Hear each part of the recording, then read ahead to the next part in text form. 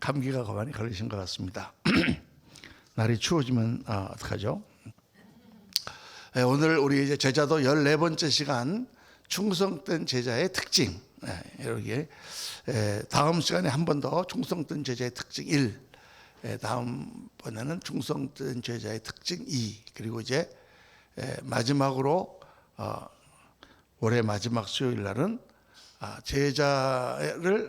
제자가 되는 것을 방해하는 것들.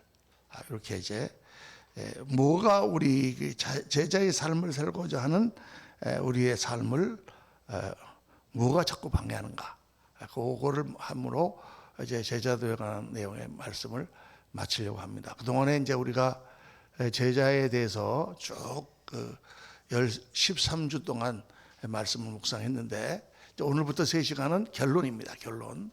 제자에 대해서 어떤 말씀을 배웠습니까? 13주 말씀을 다 기억하실 수는 없겠지만은 제자와 무리가 어떻게 다른가?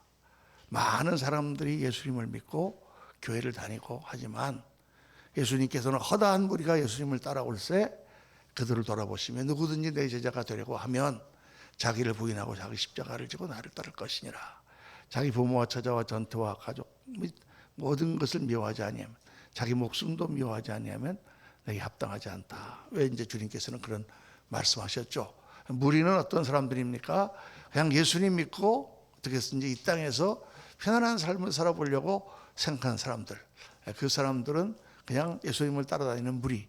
예수님이 오병이어로 떡을 나눠주시니까 그거 받아 먹으러 다니고, 예수님이 병 고쳐주시니까 그냥 그거 따라다니는 사람들.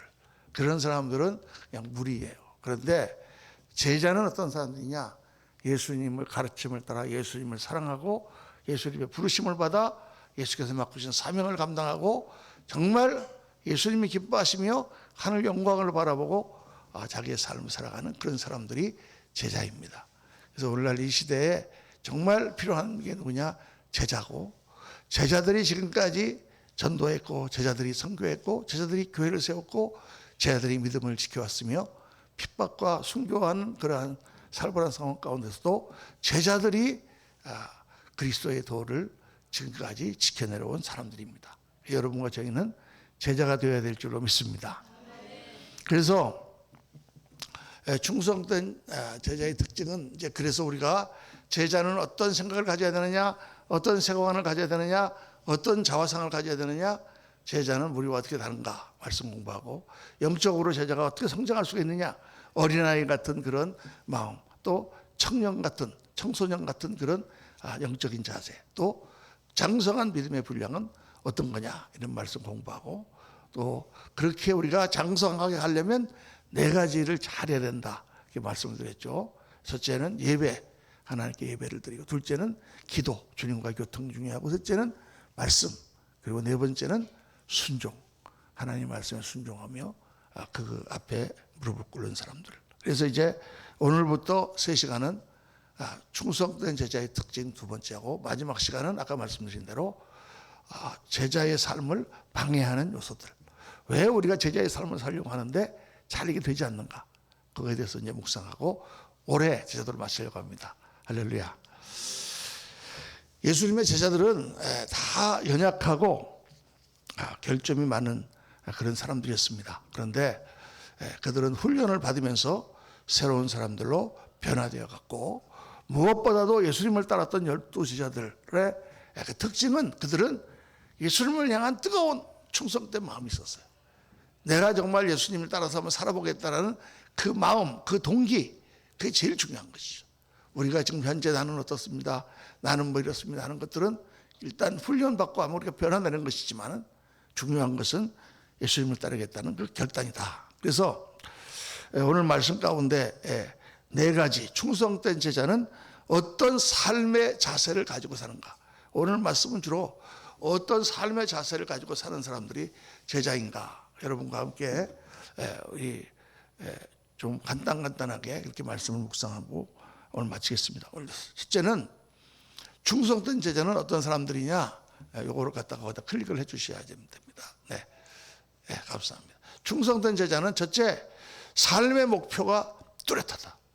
삶의 목표가 뚜렷하다. 여러분 삶의 목표가 뭐예요?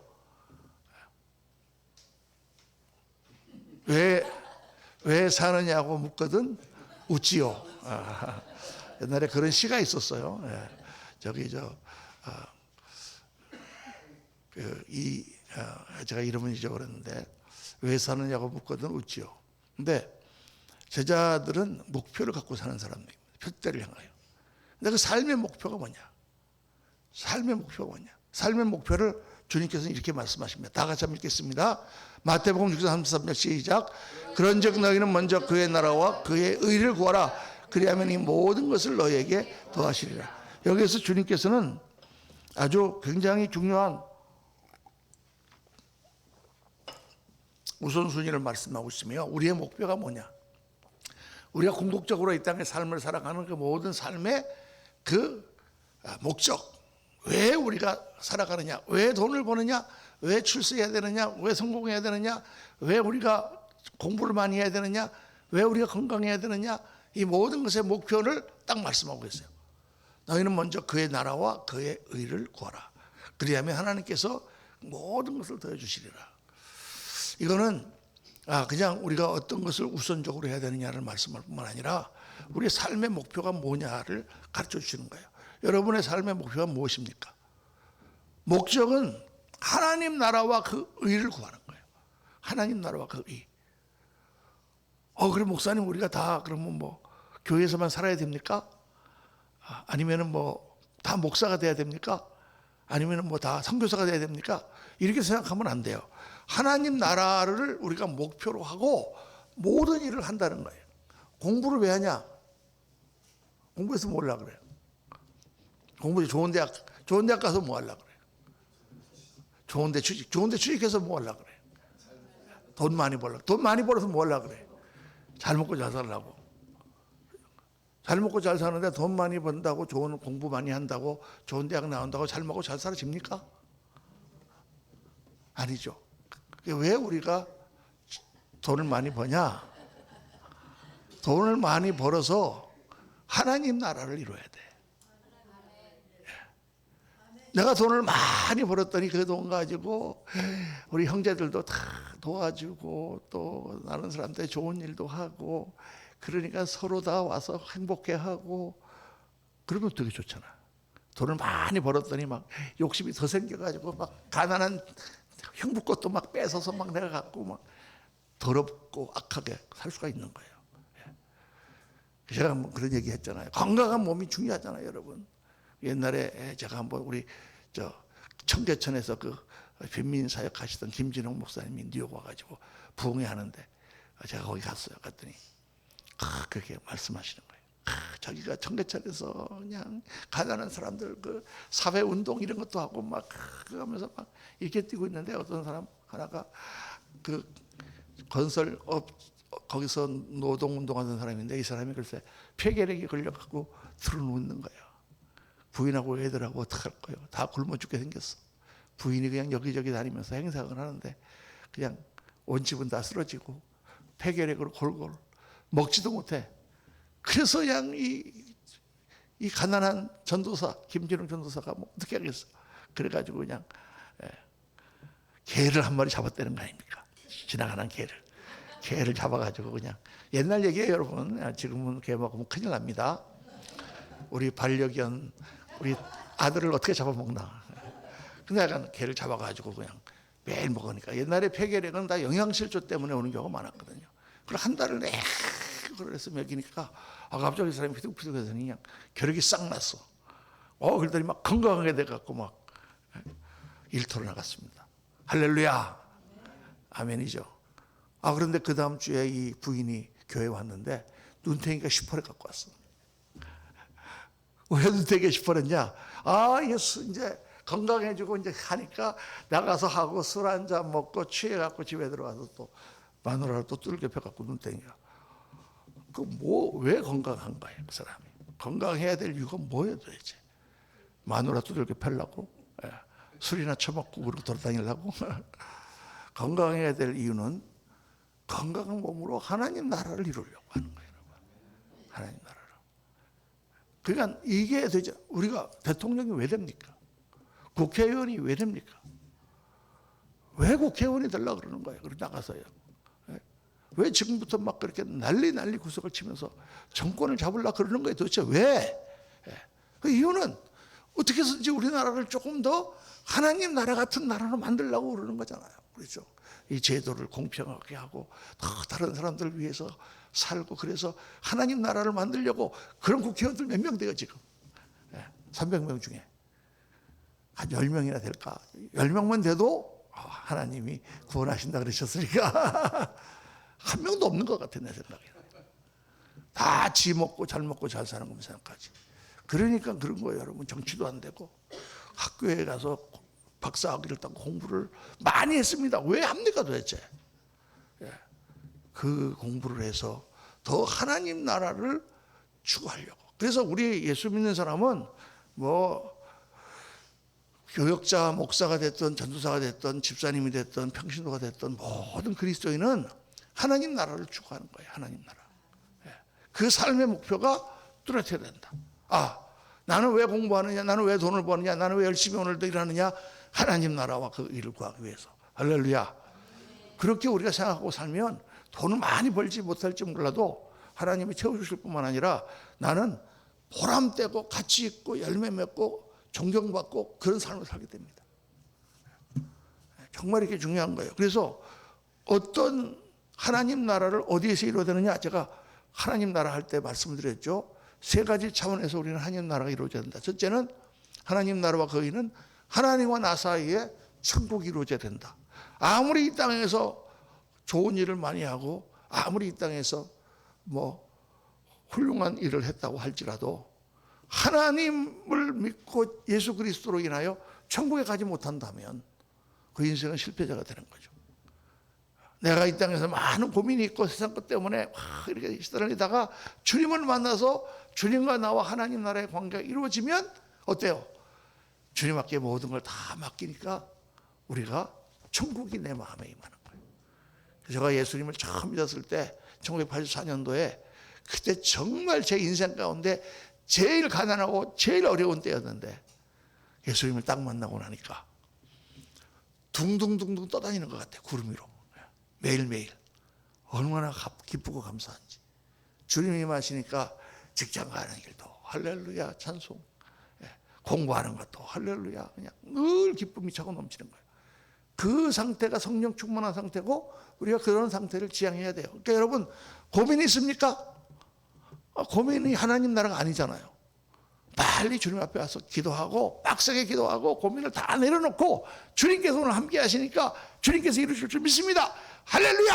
그리고 쫙 가는 거예요. 하나님과 나 사이에 평화가 이루어지는 거예요. 내가 하나님의 자식이고 하나님이 나를 사랑하시고 전능하신 하나님이 나의 아버지시고 이 우주의 섭리를 모두 다 예정하시고 인도하시는 분이 나와 함께 계시는데 세상이 너를 어떻게 감히 나에게 뭘 어떻게 할 거예요.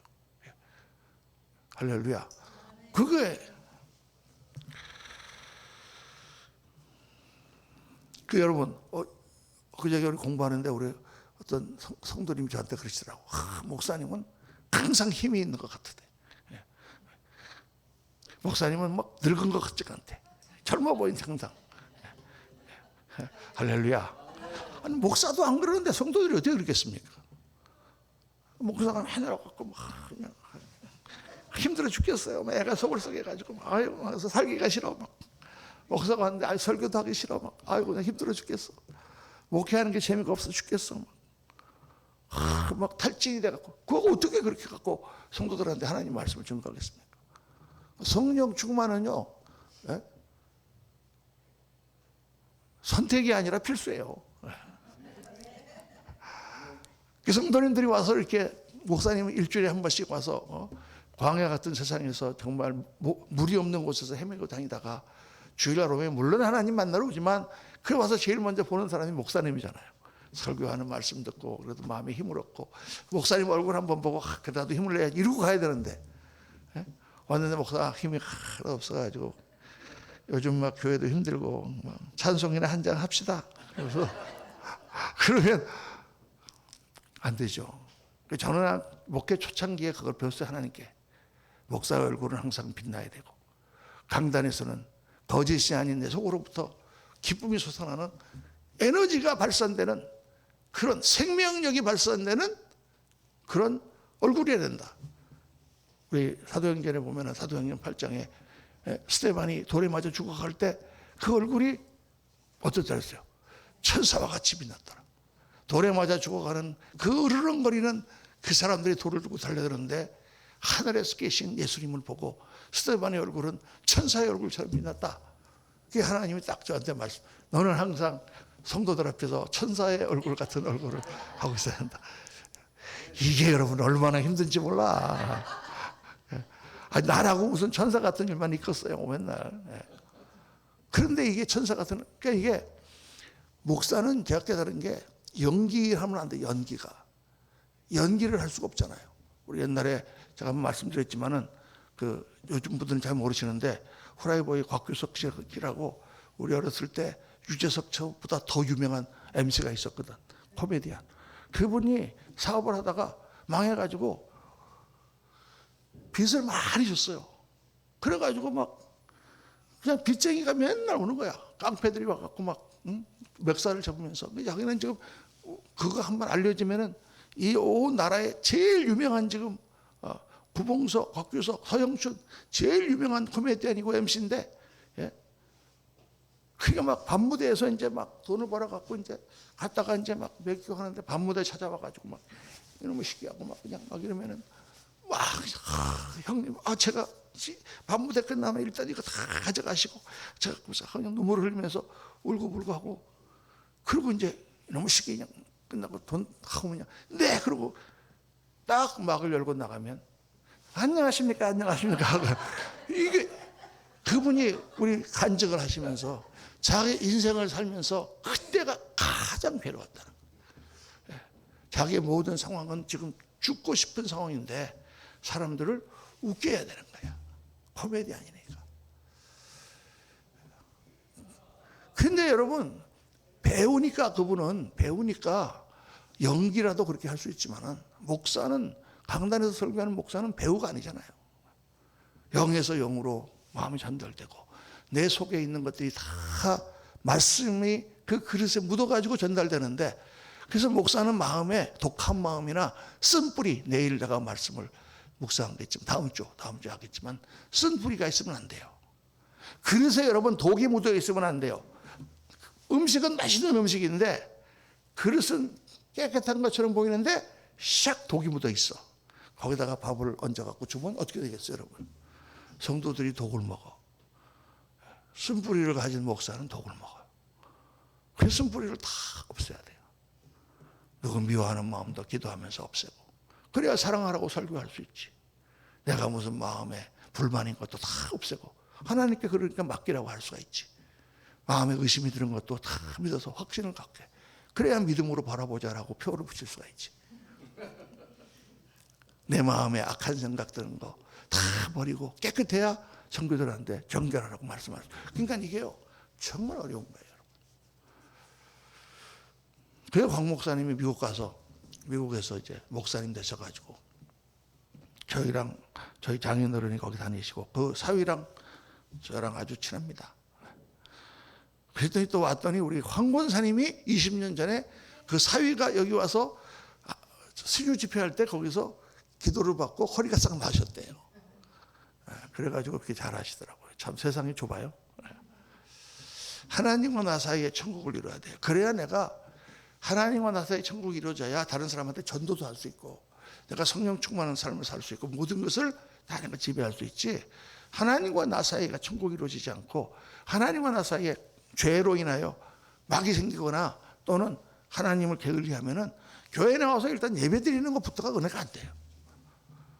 하나님이 감감해지는데 교회 나와서 너무 지루하고 목사님이 왜 쓸데없는 말을 저렇게 많이 하는가 그런 생각밖에 안 든단 말이에요. 그게 안 되는 거예요. 하나님하고 나와의 관계가 첫 번째, 두 번째는 가정과 교회 공동체 안에 천국이 이루어져야 돼요. 나와 내 주위에 있는 사람들 사이에. 이게 안 되면 정말 하나님 나라를 이루기가 어려워. 그냥 막 맨날 목사님 부부싸움이나 하고 그러고 와서 강단에 서면 무슨 설교가 되겠습니까? 안 돼요. 정말 어려운 거예요. 그렇지만 이걸 해야 돼요, 여러분. 이게 더 어려워. 나가서 전도하는 게 차라리 쉽지. 예?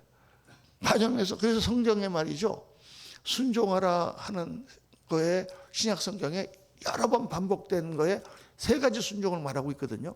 그 세 가지 순종이 정말 어려운 순종이에요. 첫째 순종이 뭡니까? 백성들이여 왕에게 순종하라. 왕에게 순종하라 당연한 것 같은데, 그때 왕은 어떤 왕이냐? 로마 황제가 예수 믿는 사람을 잡아서 막 불에 던지고 사자밥을 되게 하는 그런 거란 말이에요. 그거 순종이 됩니까? 혁명을 일으켜야지. 근데 백성들이여 관원에게 순종하라. 둘째는요, 노예들이여 상전에게 순종하라. 그 당시 노예는 다 억울하게 잡혀온 사람들이에요. 전쟁에 졌거나 빚을 졌거나. 그게 똑똑한 사람인데 노예로 살고 있는데, 아이 주인이 너무 악독하게 하는 거야. 순종하라는 거야. 순종하기 쉽습니까, 여러분? 정말 순종하기 어렵죠. 그 세 번째 순종하기 어려운 게 뭐냐? 아내들이여 남편에게 순종하라. 세상에서 제일 어려운 거예요, 여러분. 별로 감동이 없으시네. 그러니까, 왜냐하면 같이 살면서 다 보니까, 니나 내나, 그게 정말 어려워요. 그래서 이 가정과 교회 공동체 안에, 교회 공동체가 천국과 같아야지, 교회 공동체에서 서로 싸우고 미워하고 그러면서 무슨 복음을 전하겠다는 거예요. 영어로 What kind of gospel? What kind of good news? 무슨 종류의 복음, 뭐를 전하겠다는 거야 도대체? 이거 말이 안 되는 거잖아요. 그렇죠? 교회도 싸우면서 무슨 싸움을 가르치겠다는 거예요? 아니면 무슨 그러니까 이 하나님 나라를 우리가 이루어간다는 게 중요하고, 그리고 나서 세 번째가 세상의 천국을 전파하는 거죠. 세상에 전도를 하고 세상에 선교를 하고 세상 사람들에게 천국을 보여주고 그 소개하고 천국으로 그들을 인도하는 일을 우리가 해야 된다. 그래서 이 하나님 나라가 우리의 목표다. 돈을 버는 것도, 직업을 갖는 것도, 공부를 하는 것도, 우리가 무슨 사회에서 출세를 하는 것도, 건강을 유지하는 것도, 모든 기술, 모든 것이 하나님 나라를 세우는 것이 목표다. 목사가 교회를 크게 해갖고 막 교인이 수만 명 모였는데 하나님 나라가 거기 이루어지지 않았다 그러면 그 목표는 실패한 거예요, 여러분. 그건 목표가 아니에요. 사람을 끌어모은 거지. 비즈니스를 해서 내가 재벌이 됐는데 하나님 나라를 이루지 못했다 그러면 그 사람은 인생의 실패자예요, 여러분. 그래서 하나님 나라가 제자의 삶의 목표다. 그게 첫 번째입니다. 둘째는 충성된 제자는 기꺼이 대가를 지불한다. 내가 이 삶을, 하나님이 기뻐하시는 삶을 사는데 내가 지불해야 될 대가를 나는 지불하겠습니다. 여러분, 이 세상에 공짜는 없잖아요. 자, 오늘 말씀 보면은 누가복음 9장 23절 다 같이 시작. 또 우리에게 이르시되 아무든지 나를 따라오려거든 자기를 부인하고 날마다 제 십자가를 지고 나를 따를 것이니라. 대가를 지불하지 않고 우리가 얻을 수 있는 건 아무것도 없어요. 심지어는 목사님, 우리가 태어날 때 아무 대가도 지불하지 않지 않았습니까? 그래요. 나는 대가를 지불하지 않았어요. 그렇지만 나 대신 대가를 지불하신 분들이 있어. 우리 어머니가 고통 가운데, 우리 아버지가 고통 가운데 나를 낳으시고 키우시니까 대가가 지불되는 거예요. 그래서 구원도 공짜죠? 대가 지불 안 하셨죠, 여러분? 근데 대가를 누가 지불하셨습니까? 우리 주 예수 그리스도께서 그 대가를 지불하시고 나를 구원하신 거예요. 이 세상의 모든 것은 다 대가를 지불해야 돼요. 옛날에 원종수 박사라고, 원종수 권사, 나중에는 목사님 됐는지 모르겠는데 그분이 있었거든요. 한국에도 많이 왔었죠? 원종수 기억납니까? 이분이 이제 의사신데 간증하는 거예요. 자기는 막 의과대학 가야 되는데 공부도 하나도 안 하고 맨날 와서 기도만 했대. 그랬더니 어느 날 갑자기 자기가 읽은 책이 다 기억이 나서 나 시험 보는데 시험을 100점 맞았다는 거예요. 그렇게 막 간증하시는 거예요. 의과대학 가서 공부도 하나도 안 했는데 가가지고 이렇게 탁 시험 봤더니 의사 시험에 합격했다. 그래서 저는 겁나더라고, 그거 보니까. 저분한테 가서 어떻게 진찰을 받지? 아니 그거 좀 이상한 간증이거든요. 공부를 열심히 했는데 머리에 저 안 들어가서 그런데 기도를 했더니 하나님이 머리에 총명해 주셔서 다 깨닫게 되었다. 이렇게 되면 맞는데 나는 공부 하나도 안 했는데 그래서 그러면 내가 그 의사 선생님한테 갔을 때 이분은 공부 하나도 안 하고 지금 나를 진찰하는 분이잖아. 그럼 차라리 그냥 목사님한테 가서 안수기도 받지. 뭐든지 대가를 지불해야 돼요, 여러분. 대가를 지불하지 않고 얻어지는 것은 아무것도 없습니다. 교회를 세우는 것도 대가가 있어야 되고, 전도를 하는 것도 대가를 지불해야 되고, 그렇죠. 내가 제자가 되고 예수님의 제자가 되는 대가는 뭐냐? 딱 두 가지입니다. 오늘 말씀 가운데. 첫째는 뭐예요? 나를 따라오려거든 두 가지를 해요. 첫째는 자기를 부인하고, 둘째는 자기 십자가를 지고. 이게 제자도의 두 개의 조건이에요. 제자도가 cost of discipleship.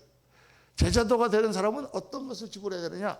두 가지를 지불해야 되는데, 첫째는 자기를 부인해야 돼. 아, 나는 죽었다. 갈라디아서 2장 20절 말씀 다 외우시죠? 내가 그리스도와 함께 십자가에 못 박혔나니 그런 적 이제는 내가 산 것이 아니요 오직 내 안에 그리스도께서 사신 것이라. 내가 이제 육신 가운데 사는 것은 나를 위하여 자기 몸을 버리신 하나님의 아들을 믿는 믿음 안에 사는 것이다. 내가 그리스도와 함께 나는 죽었다. 나는 주님의 제자다. 자기를 부인하니까 어떻게 돼야 돼요? 순종할 수가 있는 거예요. 내 생각이 있고 내가 따지는 게 있고 내 이론이 있는 사람은 순종을 못해. 예수님이 이렇게 해라 그러는데 그렇게 해서 되겠어요? 제가 이렇게 얘기하기는 어떻게 순종하겠어요? 근데 말도 안 되는 걸 하라고 하시는데 주님이 하라고 하시니까 내가 하자. 이게 순종되는 거죠. 내가 죽는 거예요. 내가 죽어야 순종이 되는 거예요. 순종이 못 하시는 분들은 뭐냐? 안 죽으신 거예요. 아직 못 죽은 거예요. 제자는 죽어야 돼요. 베드로나 야고보가 나랑 같이 가자 그러는데 싫어요. 먼저 가세요. 저는 딴 데 갔다 갈게요. 이렇게 하는 게 있습니까, 성경에? 없어요. 제자는 스승을 따라가는, 순종하는 사람이에요. 그래서 순종을 하려면 자기 부인이 돼야 된다. 자기 와이프라는 뜻이 아니에요. 자기를 부인한다. deny. 나는 없다. 나는 없다. 예수님만 있다. 물론 죽으려고 그러는데 잘 안 죽어지지. 그때마다 뼈를 깎는 마음으로 하나님께 기도하고 주님 내가 죽겠습니다. 죽게 해주세요. 평생 안 죽어도 죽는 연습을 하는 거예요. 매일. 저는 목회를 하면서 제일 어려운 게 이거더라고요. 자기 부인이 어려워. 진짜 부인도 어렵고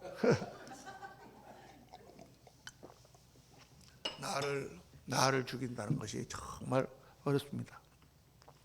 옛사람은 죽어야 되고 옛 습관도 죽어야 되고 옛 성질도 죽어야 되고 나의 모든 가지고 있는 자기 자랑도 다 죽어야 되고 자존심도 죽어야 되고 때로는 내가 생각할 때 말이 안 되는 것 같은데 내가 먼저 가서 무릎을 꿇고 너무 억울하고 말도 안 되는데 내가 가서 그 사람을 끌어안아 줘야 되고 그게 여러분 제자예요.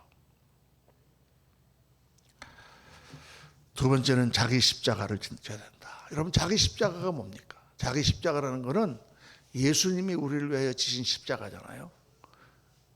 예수님이 뭘 하셨어요? 십자가를 지시고 우리의 죄를 다 끌어안고 그분이 죽으셨어요. 희생하셨어요.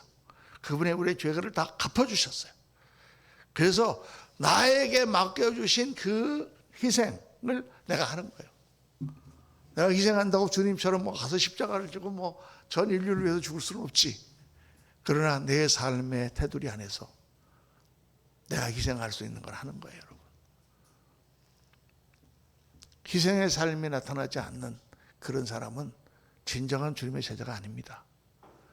목사님들도 희생의 삶이 나타나는 목사가 진짜 목사예요. 저는 그런 사람만 친구로 삼지 희생하지 않는 목사는 기본이 안 돼 있는 거예요. 자기 비즈니스 하는 게 아니잖아요, 이게. 그렇죠? 그러니까 성도를 위하여 목사님이 기도하고 애쓰고 희생하고 그러면서 하나님 나라가 이루어지는 거기 때문에 자신을 위하여 살지 않고 공동체를 위하여 희생과 섬김을 사는 것, 그것이 자기 십자가입니다. 여러분 멀리 갈 필요가 없어요. 우선 집에서부터 자녀를 위해서, 남편과 아내를 위해서, 또 부모를 위해서 내가 십자가를 지는 삶을 살기 원합니다. 우리 집안에 형제가 다섯인데 그중 한 놈이 큰 말썽을 피워. 그러면 예수 믿는 내가 희생의 십자가를 져야 돼요. 그 죄를 끌어안고 같이 가야. 버릴 거예요? 형제인데. 갖다 버릴 겁니까? 여러분 옛날에 고려장이라는 게 있었잖아요. 나이가 많이 노인이 들어서 밥을 못 먹이면 산에 갖다 버릴 겁니까 여러분? 같이 가는 거예요. 같이 죽는 거예요. 같이 살고 같이 죽는 거예요. 그게 십자가입니다. 내가 죽고 그리스도가 산다는 것은 내가 죽고 내가 희생하고 내가 섬기는 거예요. 그거를 작은 것부터 내 주위에 있는 것부터 희생하는 거예요. 우리 여기 동료들도 같이 있을 때 그 사람이 뭐가 이렇게 그거 했을 때 그래 내가 한 번 더 해주고 내가 희생해주고 내가 조금 책임져주고 그러면 어떻게 될까요? 요거 호구로구나. 맨날 가서 그렇게 부려먹을까요? 그래도 늘 웃으면서 해주면 못 그래요. 그리고 존경받아요. 정말 저 사람 훌륭해. 정말 저 사람 훌륭해. 우리가 그렇게 사는 거예요 여러분. 목사님 어떻게 이렇게 손해보고 맨날 삽니까? 우리도 찾아먹을 건 찾아먹어야죠. 글쎄 뭐 찾아 잡수시려면 잡수시는데 그런데 그래도 주님께서 어떻게 기뻐하시는가? 그것을 나를 희생해야 돼. 그러니까 어려워요 여러분이. 참 어렵습니다. 예를 들 게 너무 많지만 하여간 오늘 전체적으로 한번 결론을 지어보는 거기 때문에 여러분 깊이 묵상해 보세요. 누가 이렇게 무슨 일을 했을 때 어떤 물질적인 손해가 생겼을 때도 막 그래갖고 막 그러지 말고 기도해 보시고 희생할 수 있으면 해 그냥. 그 돈 없어져도 또 하나님 주셔요. 할렐루야. 하나님이 주시는 그걸 생각을 해야지. 그러니까 예수 믿는 사람은 넓게 봐야 돼요. 차원이 달라야 돼. 약간 4차원적인 삶을 살아야 돼요. 하늘나라가 4차원이니까. 자, 세 번째, 충성된 제자는 뭐가 다르냐? 삶의 우선순위가 분명하다. 삶의 우선순위가 분명하다. 자, 디모데후서 2장 4절부터 6절까지 한번 읽겠습니다. 시작.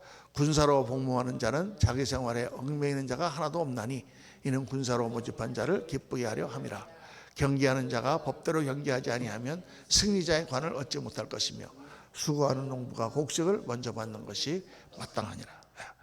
이 제자에 대해서 사도 바울이 디모데에게 말하면서 이 비유를 딱 드셨어요. 제자는 어떻게 평상시의 삶을 어떻게 살아야 되느냐? 딱 세 가지. 첫째는 군사로 살아야 된다. 요즘 새 번역에 이거를 병사라 그렇게 돼 있어요. 병사로 복무하는 자는. 그걸 읽으니까 자꾸 장기판에 조리 생각나. 그래서 군사 그러면 조금 더 이렇게 멋있는데 장교도 있을 수 있는데 그렇죠? 근데 군사라는 걸 지금 여기서 개념이 뭡니까? 군사는 나라가 중요해, 가정이 중요해. 나라가 중요하지. 나라가 중요해. 내가 지금 같이 가서 노는 게 중요해. 나라가 중요하지. 대통령이 말이죠. 이렇게 휴가였어요. 휴가철에 가서 저기 지금 어디 저기 거제도에 가서 놀고 있는데 지진이 일어났어. 그러면 대통령이 가야 됩니까? 안 가야 됩니까? 왜 가? 내가 휴가인데 지금. 휴가를 즐겨야지. 그러니까 사람들은 막 욕하잖아요. 대통령이 돼가지고 휴가가 중요하냐? 나라에 지금 이런 일이 일어났는데 지들은 안 하면서 근데 자기 나라를 책임지고 있으니까 나라가 우선인 거예요. 그렇죠? 대통령하고 똑같아요. 미국은 조금 다르더라고요. 미국은 9.11 사태가 났잖아요. 9.11 사태가 났는데 그때 줄리안이라고 하는 시장이었거든요. 근데 9.11 사태가 나갔고 막 9월 10일이니까 막 난리가 나고 막 수습을 하고 그래가지고 시간이 한 몇 개월 지났는데 그 다음에 2월 달에 뭐가 있냐면 저기 저 할리우드에서 아카데미 시상식이 있었어요. 그런데 그때 샤피로라고 하는 그 경찰청장이 거기를 갔어요. 물론 9.11부터는 이제 한 4, 5개월 지나갔지만 그래도 뭐 뉴욕이 워낙에 큰 일을 커가지고 거의 한 1년 동안 마비가 되고 막 그렇게 하고 있는데 이 사람 갔어요. 자기가 그 표를 갖다가 2년 전에 누구한테 특별하게 얘기를 했고 받아놓은 거래. 평생에 한번 갈 수 있을까 말까 하는 거예요. 그래갖고 자기는 거기 간다고. 자기 휴가 내갖고 가는데 뭐 내가 뭐 지금 근무 시간에 근무 안 했냐? 그리고 갔어. 갔더니 막 신문에서 뭐 경찰청장이 지금 이렇게 나라가 이게 도시가 엉망돼 있는데 아카데미상이나 보러 가냐 막 하고 난리가 쳤는데 시장 보고 막 그거 해고시켜라 그랬는데 줄리아니도 뭐 아니 자기 뭐 그거 보고 싶어서 간다는데 내가 어떡하냐. 그리고 그래서 이거 미국은 좀 다르구나. 다르구나. 좀 그런 생각을 했습니다. 우리나라 같으면 뭐 당장에 뭐가 날아갈 거야 막 그랬죠. 그래서 약간 조심해야 돼요. 관직에 있는 사람은 골프 치다가도 혹시 뭐 일이 있으면 금방 놔두고 가고 막 이래야 되잖아요. 근데 이걸 무슨 말 하냐면은 우선권이 어디 있느냐. 주님께서 말씀하시는 것이 명령하시는 것이 우선이냐. 내가 누리고 내가 살고 하는 모든 것보다 뭐가 더 우선이냐. 이거 확실하라는 거죠. 이게 군사로서의 모습이다. 사명을 우선으로 하는 인생. 그렇게 살아야 된다. 제자니까. 프라이오리티. 둘째는 경기하는 선수가 법대로 경기해야 된다. 경기하는 선수는 뭐예요? 이거 지금 마라톤을 얘기하는 거예요. 마라톤을 뛰는 선수가 두 가지를 해야 돼. 하나는 목표를 향하여 다 달려가는 거예요. 좌로나 우로나 치우치지 않고. 그리고 법대로 해야 돼. 규율을 지켜서. 옛날에 한번 뉴욕에서 뉴욕 마라톤 대회가 열렸는데 어떤 친구 하나가 3등으로 들어왔어요. 그 친구가 그렇게 잘 뛰는 친구가 아닌데 3등으로 들어와서 그래갖고 와 대단하다 어떻게 들어왔나고. 근데 가만히 조사를 해보니까 막 뛰다가 중간에 쓱 빠져갖고 지하철을 타고 서로 정거장 가갖고 거기서 다시 나와갖고 막 뛰어갖고 그래가지고 막 선수 자격 다 박탈당하고 막 그랬죠. 마라톤 뛰다가 싹 빠져가지고 지하철 타고 그렇게 하면 안 된다 그 말이죠. 마라톤을 법을 지켜서 해야 하듯이 우리가 하나님의 일을 하고 또 무슨 하나님께서 기뻐하시는 일을 할 때도 하나님께서 주시는 법과 질서를 지키면서 하는 거예요. 늦게 하더라도. 저도 뭐 이렇게 막 편법을 쓰고 그럴 때도 있죠. 뭐 그렇게 해야 되는 경우도 있지만은 그때마다 기도하고 하나님께서 기뻐하시는 길을 따라서 정도로 규율을 지켜서 하는 거죠. 세 번째는 수고하는 농부를 말씀하세요. 수고하는 농부는 결실을 바라보고 땀을 흘립니다. 그리고 오늘 말씀 보면은 수고하는 농부가 곡식을 먼저 받는 것이 마땅하니라. 이 말씀 무슨 말입니까? 수고하는 농부, 결실을 바라보고 오늘도 눈물 가운데 씨를 뿌리는 사람에게는 하나님의 보상이 있다는 거예요. 하나님의 보상이 있어요, 여러분. 저는 정말 너무 많이 봤습니다. 너무 많이 봤어요. 정말 아무것도 없이 고생하지만 하나님께 충성하는 종들을 다 5년이 지나고 10년이 지나고 그 자녀들을 보고 다 보니까 정말 하나님께서 기뻐하시는 사람들은 복을 주세요. 이 땅에서도 복이 있을 뿐만 아니라 영원한 멸류관이 있습니다. 그래서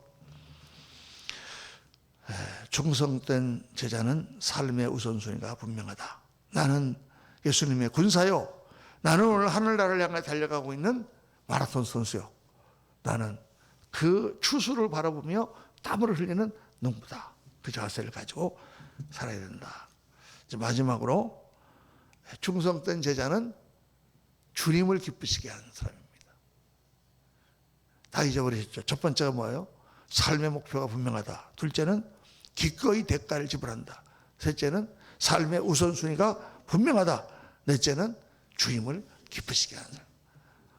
그러니까 성경에 보면은 에베소서 5장 1절부터 한번 읽어봅시다. 그러므로 사랑을 받는 자녀같이 너희는 하나님을 본받는 자가 되고 그리스도께서 너희를 사랑하신 것 같이 너희도 사랑 가운데서 행하라. 그는 우리를 위하여 자신을 버리사 향기로운 제물과 희생 제물을 하나님께 드리셨느냐. 10절에 보면 주를 기쁘시게 할 것이 무엇인가 시험하여 보라. 이 시험하여 보라는 말은 원어로 보면은 찾아보라라는 뜻이에요. 찾아보라. 어떻게 하면은 우리 주님이 기뻐하실까? 이렇게 찾아보라는 거예요. 여기 보면은 주님을 기쁘시게 하는 게 뭐냐? 첫째로 5장 1절에 보면 사랑받는 자녀같이 하나님을 본받는 거예요. 내가 깨끗하고 아름다운 삶을 살고 내가 잘 사는 걸 하나님이 기뻐하세요. 주님을 기쁘시게 하는 게 뭐 나는 막 엄청 고생하고 막 가서 막 깨지고 막 그런 삶을 사는 게 아니라 내가 행복하고 건강하고 아름답고 영광된 삶을 사는 것을 하나님은 바라고 계시고 좋아하세요. 그래요, 여러분. 부모가 지난주에도 말씀드렸는데 부모가 자식이 어떻게 되는 게 제일 기쁘겠어요? 일단 자식이 잘 사는 게 제일 기뻐요. 그래서 주님을 기쁘시게 하는 것은 그런 삶이에요. 그리고 또 둘째 뭐예요? 너희도 사랑 가운데서 행하라. 서로 사랑하는 삶이에요. 그리고 셋째로 하나님이 기쁘시게 할 게 뭔가 찾아가면서 하는 삶이에요. 그래서 요거를 딱 정리하면 예수 믿는 충성된 제자는 세 가지를 꼭 가슴에 새기고 있어요. 첫째는 뭐냐? 순종의 삶을 살아야 돼요. 순종의 삶. 주님을 기쁘시게 하는 삶. 제자의 삶의 대가가 아니고 제목이 틀렸네. 주님을 기쁘시게 하는 것은 순종. 순종이 제사보다 낫다 그랬죠. 하박국서에 보면 그런 말씀이 나옵니다. 내가 무엇을 가지고 하나님께 드려서 하나님을 기쁘시게 할고 천천의 양이냐 만만의 수양을 하나님 기뻐서 하실까? 아니다 그 말이에요. 사람아 주께서 무엇을 기뻐하시느냐? 내가 하나님의 말씀에 순종하는 것을 기뻐하신다 그 말이에요. 순종이 제사보다 낫다. 막 와서 뭐 제사를 드리고 뭐 하는 게 보다 하나님 말씀에 순종하는 것을 제일 좋아한다 하나님께서. 그래서 아까도 말씀드렸지만은 주님께 순종하는 삶을 살 것이 주님을 기쁘시게 하는 것이다. 순종하겠습니다라고 결심해야 됩니다. 둘째는 형제와 화목하여 사랑의 삶을 사는 것을 하나님은 기쁘시게 해요. 형제가 동거하여 연합하여 서로 동거하는 것이 어찌 그리 선하고 아름다운 거. 하늘에서 뭐가 흘러내리는 것 같아요? 헐몬산에 이슬이 내리는 것 같고 그리고 아론의 수염에 기름이 흘러내리는 것 같아요. 그러니까 아론의 머리에다가 다 이렇게 올리브 기름을 부으니까 그 성령의 기름, 축복의 기름이 수염을 타고 옷자락을 타고 내려서 쫙 흘러내리는 것처럼 그 메마른 땅에 헐몬산에 그 헐몬산이라는 산이 그 이스라엘 위에 레바논 오른쪽 한번 골란고원을 넘어가면 거기에 헐몬산이 있는데 거기는 백향목이 쫙 우거지고 그냥 후창한 숲이 있는 그런 산이에요. 근데 이스라엘 땅은 메마르고 사막과 같은 거기서 이제 물이 흘러내려오는 걸 가지고 겨우 먹고 사는 땅이잖아요. 그렇죠?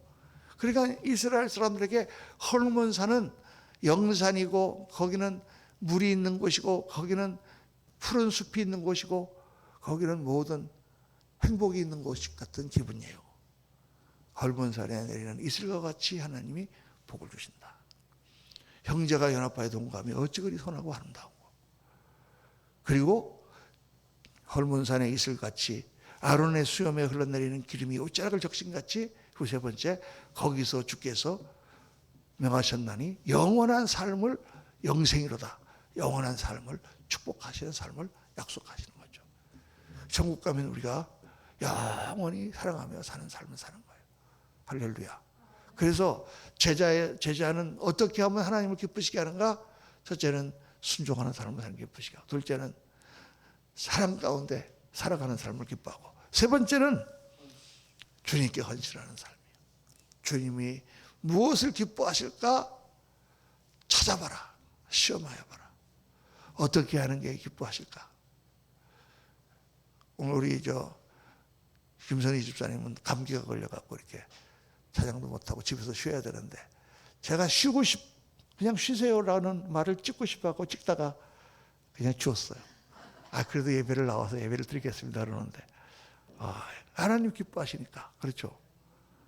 몸이 아프고 힘들어도 내가 어떻게 하면 주를 기쁘시게 할까. 제가 존경하던 우리 김선숙 선교사님이라고 계셨는데 제가 처음에 예수 믿을 때 너무 참 은혜를 많이 주시고 개인적으로도 영적으로 많이 도움을 주신 분인데, 그 선교사님이 저보다는 한 지금 이제 80이 넘으셨을 거예요 아마. 그런데 간호원이에요.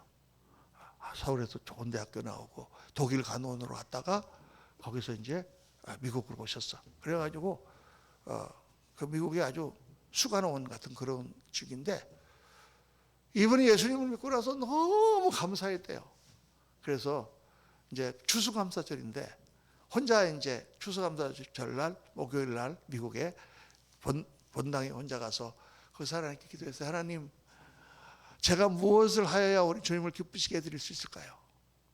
이렇게 기도를 했더니 딱 그때 하나님께서 마음에 음성같이 딱 들려주시는데, 내 젊음을 다오, 딱 그러셨대요.